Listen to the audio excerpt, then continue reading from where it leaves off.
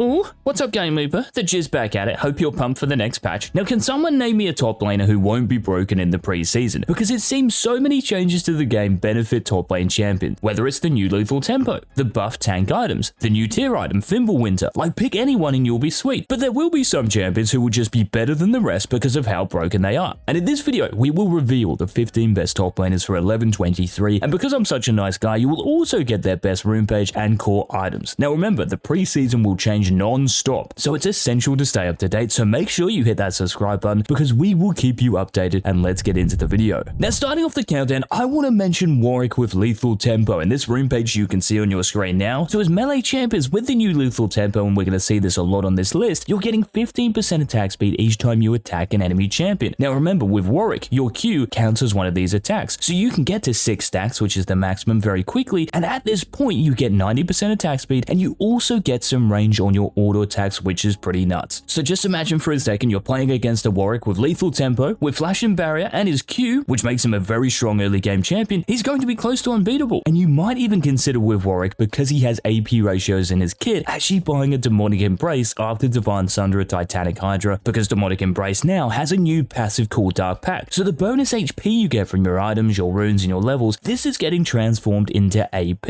and this will also synergize really well with Divine Sunder's mythic passive. So it's going to be very spicy for Warwick in the top lane, and it's also going to be spicy for Malphite, coming in at number 14. Now the reason Malphite is in the top lane is because he is literally rock solid. But the real deal here, guys, is that Frostfire Gauntlet has been buffed. So when you attack an enemy champion, you're going to deal AoE magic damage. And what's going to be really good for Malphite is using Frostfire Gauntlet's HP from the mythic passive and trying to use this with the new Demonic Embrace. So remember, the more HP you get, this is going to mean more AP. And in the top lane as well, lots of champions are going to be building health as part of their items. So Demonic Embrace, not just the AP, but the burn is going to be super useful as well. And another item you should consider on Malphite is the new Abyssal Mask. So it's still costing 2700 gold, but you're getting less magic resist, but you're getting ability haste, a bit more HP, and you're also getting a passive, which is like the old Abyssal Scepter. So when you're near enemy champions, you are going to reduce their magic resist. So the damage you do and your allies do to them, this is going to be increased. And while that's happening as well, you are also gaining magic resist. So this item with Malphite's engaged with his unstoppable force, this is certainly going to be unstoppable. But one champion who is still going to be one of the most lane dominant top laners for 1123, this is Quinn with Press the Attack. With Gale Force, Stormrazor, Infinity Edge, it's still easily one of the best setups, and Quinn, just because of her Volt, is such an amazing counter to so many top laners, especially if they're melee champions. So take Flash and Ignite and just keep winning lane. Now this next pick I'm super excited about. Now this is Akali in the top lane with Ignite and Teleport. And for your runes, guys, you can see that I've recommended Conqueror with Bone Plating Unflinching, so it's very standard stuff. But your core items, this is where the real power is going to lie. So for Akali in the top lane, getting a Riftmaker, getting Sork Shoes, and then getting the new Demonic Embrace. Remember, Riftmaker is giving you HP. Demonic Embrace is giving you HP. So all of this is going into AP. And it's going to be especially good in the top lane because champions just have more HP. So the burn will be really effective. And we also can't forget, guys, that Void Staff is giving you more magic penetration. It's 100 more gold, but this will be great if the enemy top laner is building a lot of magic resist. Then you also have Shadow Flame, which is a new AP legendary. So you're getting 100 AP, 200 HP, and you're also getting a passive which just makes you more effective against shielding champions. And in the top lane, because you have champions like Sion, Riven, they have innate shield, so you might even consider getting this item even sooner in these specific matchups. But there's also one more item, guys, I want to draw your attention to for Akali, and this is the new Horizon Focus. So you're getting less AP, but what you are getting is HP, remember Demonic Embrace, and you're getting ability haste. So your ultimate's cooldown in particular, this will go down, which is great, and you're also getting the new passive, which works off your slows. So with your Q, this is where it could really come into play and be so good for Akali, because it's going to maximize your single target damage. So some super interesting ideas for Akali, guys, in 1123, and I think she would definitely be one of the stronger champions in the top lane. Now another really interesting champion, guys, in the top lane, this one puts a smile on my face. This is Singed with the new Turbo Chem Tank. Now the runes are actually exactly the same as the ones you're going now. So Predator, Ingenious Hunter, and Ingenious Hunter is the real power here because it's lowering your Predator cooldown, and it's also going to lower the cooldown of your Chem Tank active and passive. So the new Chem Tank, okay, you're not getting an Immolate passive. This is kind of important for trading in the top lane, but what's great about it is that it's giving you more utility, and the new passive you're getting called Refuel is like a Dead Man's Plate auto attack just with AoE. So you might miss out on the 1v1 department, but actually getting around the map quicker with this setup and making plays for your teammates, because in the top lane 1v1ing isn't really your strongest point. What you're going to be doing is just being a distraction for the enemy team. And you can also just set up more players by running around the map like a lunatic, stacking this new refuel passive on repeat and cracking champions over the head. And just like Akali singed with the new demonic embrace, you might even consider running Horizon Focus because that Rylai slow actually triggers the Horizon Focus passive. So these AP bruisers guys in the top lane is certainly going to be an intriguing patch. Now it's also going to be an intriguing patch for Kled mains because so many of the tank items that you build are getting buffed. So you're still running Conqueror, pretty much exactly the same page, but what we're getting here is Titanic Hydra, Sunfire Aegis, and then Sterix Gauge. Now you can consider Gargoyle Stoneplate, which is 100 less gold because Aegis of the Legion is only 1400 gold, but it still might be a little too expensive. But the great news guys is that Sunfire Aegis is making you tankier, so 5 more armor, 5 more magic resist, and it's also giving you more HP in its mythic passive. And this is awesome because it's going to synergize so well with Titanic Hydra's passive. So the new HP you're getting from Sunfire Aegis, this is getting pumped into AD. So Kled is going to be another strong top laner in 1123, and you could even consider running Lethal Tempo on him, but you do already have an attack speed steroid in your W, so I don't think it's necessary. Now next up guys, coming in at number 9, we have Susan with Ghost and Teleport with Fleet Footwork, pretty much exactly the same rune page, but what's great for Nasus for 1123 is the fact that you have a new tier tank item. So this is called Winter Soldier, and this only costs 2600 gold, and when you get to 360 stacks, this is going to transform into Fimbulwinter. Now what's great about Fimbulwinter is that it's giving you pretty much everything you want. It's giving you HP, it's giving you mana, ability haste, and it's also giving you a passive. So if you slow or if you immobilize an enemy champion with your Wither, you're going to get a shield based off your current mana, and this shield actually gets bigger the more enemy champions that are near you. Now this is on an 8-second cooldown, and it's kind of hard to put in Cosmic Insight into your rune page, so hopefully some Nasus players will figure out a rune page that will be great for this, but even still, just one shield is going to be useful in a 1v1 or even team fight if you dare to go near your teammates. But I really like the sound of Nasus guys for 1123 because I think tanks are going to make a bit of a comeback, and because there's going to be more HP in the top lane, so with AP bruisers getting HP, with tanks getting healthier, Nasus with Divine Sundra, and because you do really well against tanks anyway, you are going to be barking non-stop. But maybe one champion you might struggle with as Nasus, this is against Trundle with Lethal Tempo. Now I showed you Warwick earlier, well Trundle is exactly the same but just on steroids, because with Trundle's auto attacks and his Q, with Flash and Ignite you have just so much kill pressure in the early game. To be honest, I think Trundle is the strongest level 1 champion in the top lane with Lethal Tempo, so if you want to win the game at level 1, make sure you lock in the Troll. And also the fact that you go Divine Sundra, which is still by far the best bruiser fighter mythic, this is just another important ingredient to making Trundle one of the best top laners. But ahead of Trundle, we have another top laner who is going to be incredibly scary at level 1, and to be honest, he is one of the most scary top laners even without Lethal Tempo, and this of course is Darius. Now with the new Lethal Tempo with Darius, what's great is because your W is now on a 5-second cooldown, your W is actually counting as a Lethal Tempo stack, so you can get to that 90% attack speed quicker and get your 5 passive stacks super quick as well. And to be honest, I think this is actually where the real power of Lethal Tempo lies. And what's really nice about this in terms of your build is you don't have to go Trinity Force for the attack speed. You can go Gore Drinker if you want the sustain, or you can even go Shrine Breaker still, which might not be as good, but it can certainly work against champions you want to close that gap to. Now what's also really good for Darius and all the other top laners on this list pretty much is that Force of Nature is 10 times better than its previous version. So you're getting more magic resist, and the passive now is changing. So at max stacks of Steadfast, you are getting this new passive called Dissipate, which means you are taking 20% reduced magic damage, and you're also gaining 10% movement speed. So imagine this with Strikebreaker, how well this is going to harmonize. So if you're against a heavy AP team composition, Force of Nature on a champion like Darius who really benefits from the movement speed, this is going to be insane. But one champion who completely cucks Darius in the top lane who will be really good in 1123, this is Teemo with First Strike as his keystone. And you'll also notice here guys that I've recommended you take Sorcery with Absolute Focus and Gathering Storm, because this is going to maximize that damage output, and that's so important for First Strike because this means you're going to get more gold. So just think about a Teemo Shroom lying around the Baron Pit. Someone walks over it with Absolute Focus and Gathering Storm, they're going to take so much damage after 20 minutes, and all of that extra damage you're dealing, you are going to get free gold. And also in the top lane, because you're a ranged champion, you're almost always going to get that first attack off, and it's just going to be so oppressive to play against, because by the time that other champions have completed half of their mythic item, you have already completed your Leandrias or maybe your Nash's Tooth, so it's going to be another great patch for Teemo. But maybe a champion who's going to be better than Teemo, this is Tahm Kench. And Tahm Kench is exactly the same rune page as you're running right now, but the difference here guys is the build that I showed you in yesterday's video with Titanic Hydra, Demonic Embrace. And I should probably mention Frostfire Gauntlet here as well, because that AoE magic damage on your attacks, this is going to proc Demonic Embrace too. But yes, with Titanic Hydra and Demonic Embrace, the auto auto attacks you deal, because they are a big part of Tahm Kench's kit, they are going to apply the cleave passive from Titanic Hydra. And because Titanic Hydra is giving you AD, these are going to deal more damage. But what's great here is that you're using Titanic Hydra and Demonic Embrace, you're using their passives with one another. So with Demonic Embrace, you're getting more AP from all of that HP you have, and this is going to mean that your Qs and even your auto attacks, because they scale with AP, you are going to be dishing out so much damage while being so tanky at the same time. So to be honest, if you were to say that Tahm Kench will be the strongest top laner of 1123, to be honest, I can't really disagree with you. But maybe one top laner, because they can abuse First Strike, that new rune which is giving you gold off of your damage, who will be better than Tahm Kench is Jace. And for Jace next patch, Eclipse is only costing 3100 gold now, so it's a little cheaper. And the passive as well, if you're in your melee form, this is only going to be 6 seconds. But I'm really keen for this rune page as well. So you can see that you have First Strike in here, but what you also have is Cosmic Insight. So if you think about Eclipse's passive, because you have Item Haste, this is going to reduce the cooldown of that Eclipse passive, so you're just going to get more shield, more movement speed, and more increased damage against your opponent. And just like Teemo, I've recommended Sorcery as your secondary tree with Absolute Focus and Gathering Storm, because most of the time when you deal your damage, you are going to be healthy, and Gathering Storm of course gives you the mid to late game scaling that you really benefit from, which works well with First Strike and the gold you're going to get. So if you can actually play Jace, it should be a great patch. But maybe one top laner who really scares you Jace players, and pretty much every player out there, this is going to be Lethal Tempo Set. And the reason I think Set is super scary with Lethal Tempo is because he's level 1 like other champions on this list. Like, you really cannot run into him. Now you might want to get your Q first, but to be honest, I think getting your E first is just better, because this means you can pull that enemy champion back into you and give them a quick 1-2, and you're going to get to those max lethal tempo stacks very quickly. Then the rest of the rune page, this is very standard, as is the build for Set as well. So going Gore Drinker, Steris Gauge, Titanic Hydra, nothing is really going to change here. Now we're into the top 2 champions, guys, for the top lane in 1123, and both of these, who would have guessed, are Divine Sunderer abusers. But the first of these is going to be one of the best, if not the standout, lethal tempo exploiter, and this is Jax, because as Jax, auto attacks, attack speed, these are a huge part of your kit. Now it might not make your level 1 as good as Zed or Darius or Trundle or Warwick, but what it does mean is that once you get your Sheen Spike, Divine Sunderer Spike, maybe your Bork Spike if you're against a healthier target, with your W max, you are going to start one-shotting champions, I'm telling you. And because your W auto attack is going to count as the lethal tempo stack, getting to 6 stacks should be super achievable, and getting that extra range is going to be so good as well. So it's impossible for me, guys, not to have Jax in the top 2 champions for the next patch. But one champion who trumps all. Now remember, I said this was a Divine Sunderer abuser, and it should be no surprise here that this is Camille. I mean, come on, right? Can we get a bit of variety in the top lane? But Camille isn't getting nerfed. Her items are not getting nerfed. So Camille with Divine Sunderer is still going to be the best top lane, and because more champions in the top lane will be getting HP, you are going to be hitting harder, and once you start dealing Cho'Gath ultimate levels of damage in your Q, to be honest, this is going to be even more, because they're getting more HP. So whether you're running Flash and Teleport or Ignite and Teleport in the top lane, guys, on Camille, she is going to be once again the best top laner, and even right now, she has like a 52-53% win rate. This just goes to show how amazing this champion is right now, and those are the top 15 top laners, guys, for 1123. If you did enjoy the video, please let us know by leaving a like down below, and also make sure to check out the GameLeap website on your way out, linked in the description and comment section, for challenger courses, guides, videos, high elo VOD analyses. We have everything you need to improve and reach your peak, so get that exclusive access by signing up. And until tomorrow's video, where I'm going to talk to you about the 15 best mid laners for 1123, this has been the Jizz.